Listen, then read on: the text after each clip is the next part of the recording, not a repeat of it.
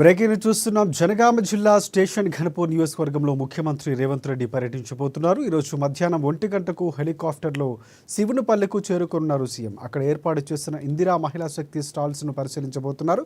అనంతరం 800 కోట్ల రూపాయల అభివృద్ధి పనులకు ఆయన శంకుస్థాపన, ప్రారంభోత్సవాలు చేస్తారు. అనంతరం బహిరంగ సభలో పాల్గొంటారు. ఇక సీఎం టూర్ నేపథ్యంలో స్టేషన్ ఘనపూర్లో టెన్షన్ వాతావరణం నెలకొంది. పలువురు బీఆర్ఎస్ పార్టీ నేతలను పోలీసులు అరెస్టు చేస్తున్నారు. సీఎం పర్యటనను అడ్డుకుంటామన్న బీఆర్ఎస్ ప్రకటనలతో పోలీసులు అలర్ట్ అయ్యారు. ఇక స్టేషన్ ఘనపూర్లో మాజీ MLA Thatikonda Rajaiah house arrest అయ్యారు.